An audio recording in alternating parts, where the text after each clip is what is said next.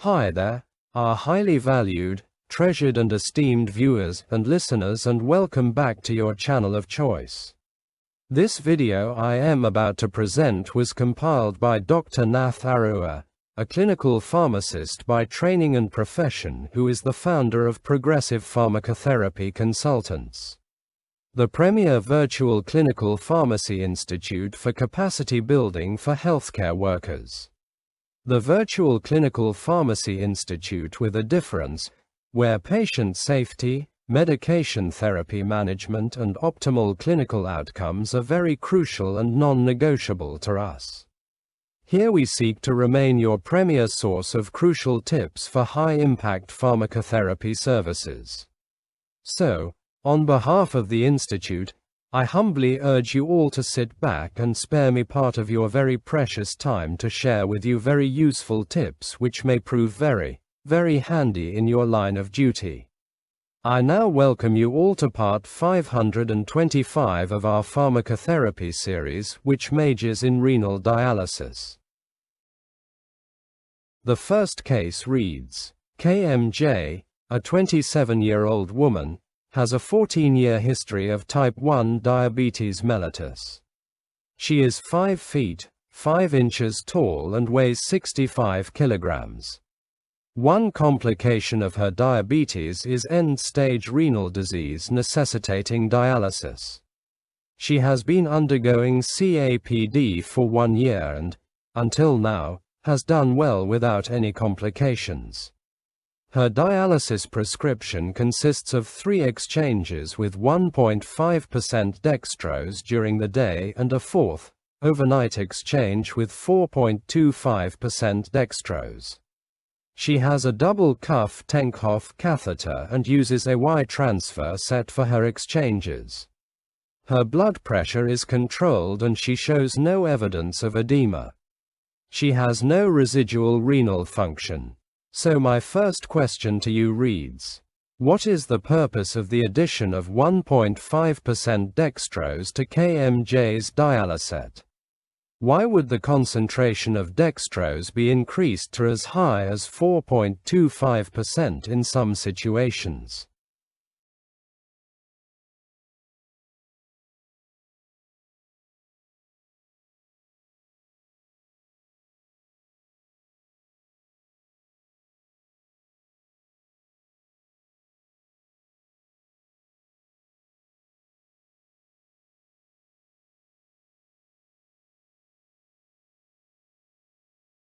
The correct response is, the initial CAPD prescription for most patients consists of 3 exchanges during the day with 1.5% dextrose and a 4th, overnight, exchange with 4.25% dextrose.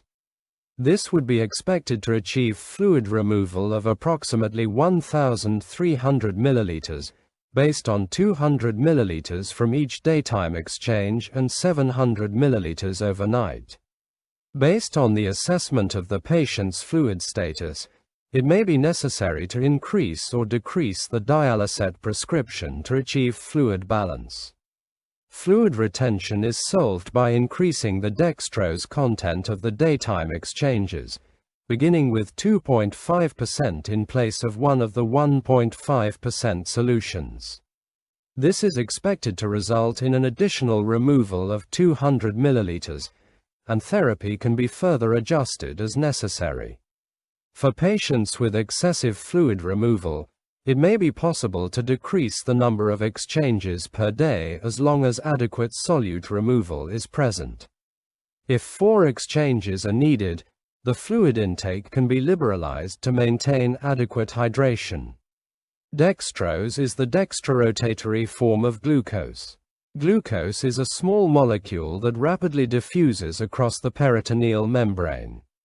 As glucose is absorbed, the osmotic gradient of the dwell progressively dissipates, reducing ultrafiltration. Toward the end of the long dwell, more dialysate fluid may be absorbed than ultra-filtered, resulting in a negative net ultrafiltration volume where the drained volume is less than the infused volume. A negative net ultrafiltration volume is undesirable. Greater ultrafiltration and fluid management are predictors of survival.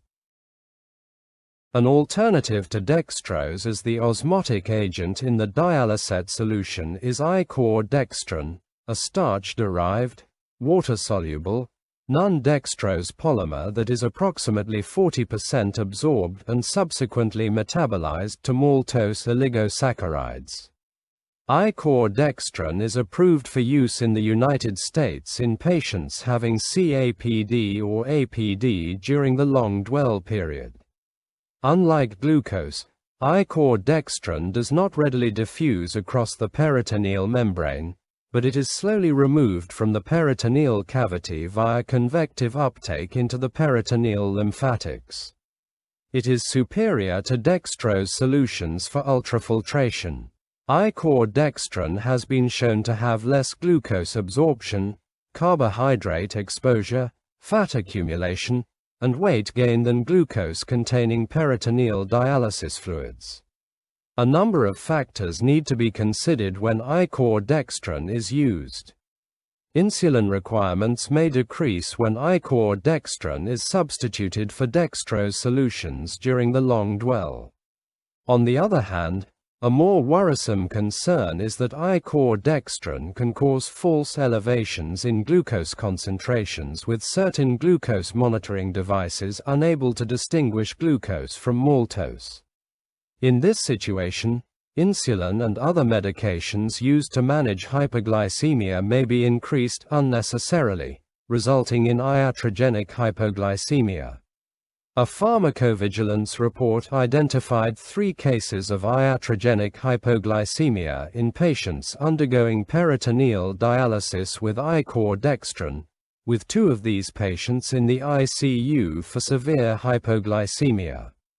Other undesirable effects of I-cor-dextran include skin rash, mild hyponatremia, sterile peritonitis, and false reductions of serum amylase concentrations which can complicate the diagnosis of pancreatitis.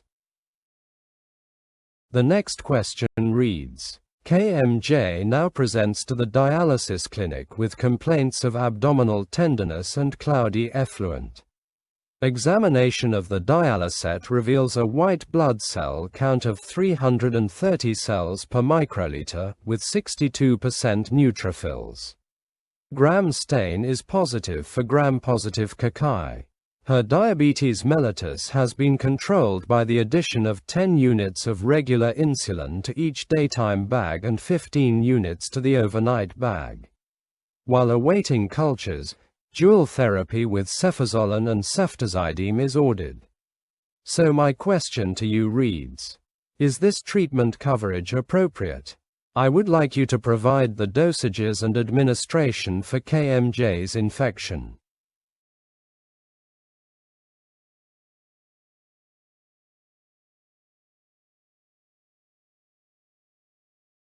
The correct response is, the most significant complication among patients undergoing peritoneal dialysis is peritonitis.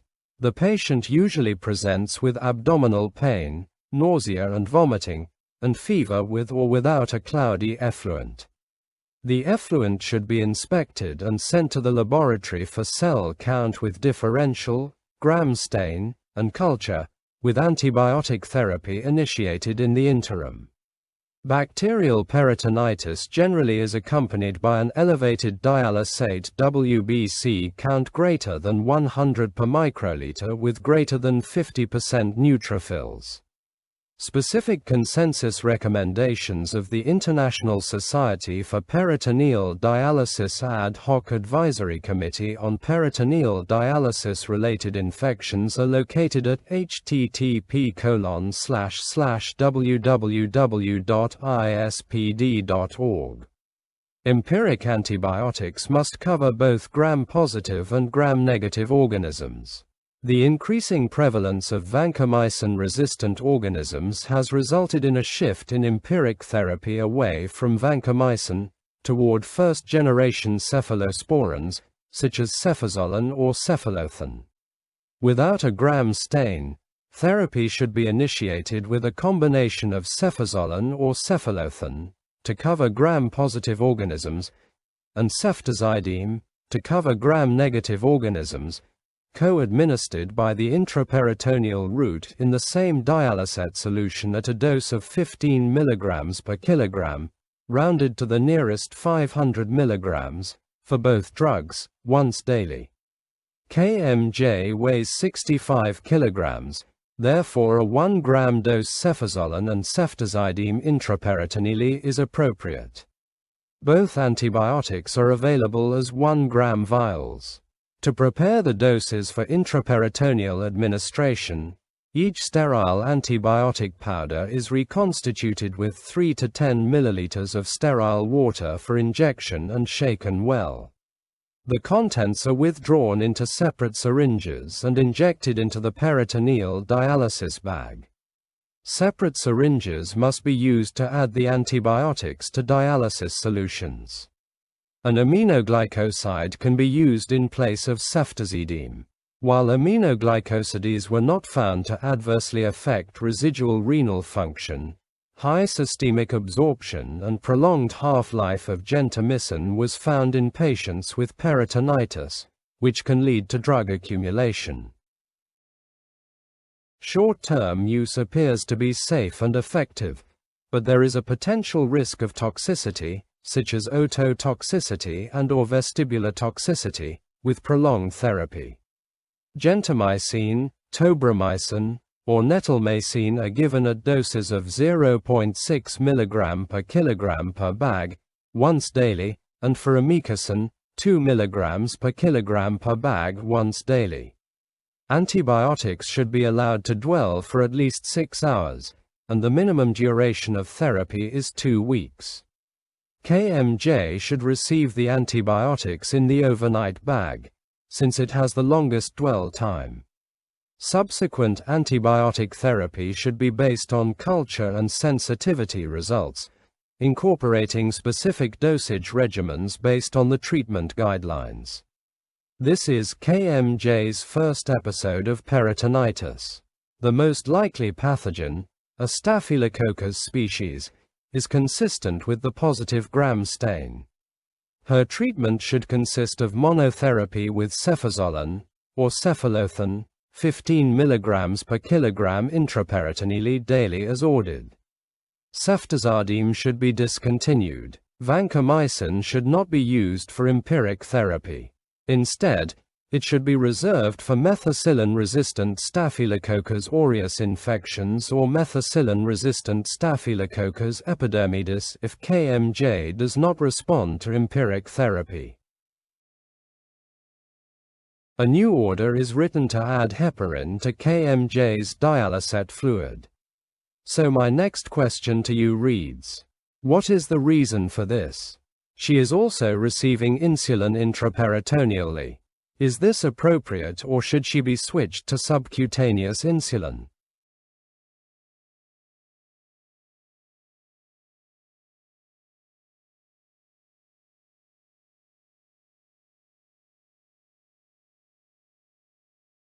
The correct response is, in addition to antibiotics, heparin 500 units per liter should be added to each exchange to prevent fibrin clots from forming, obstructing outflow from the peritoneal cavity, and occluding the catheter. KMJ's blood glucose should be monitored, because infection causes insulin resistance and peritonitis will increase glucose and insulin absorption.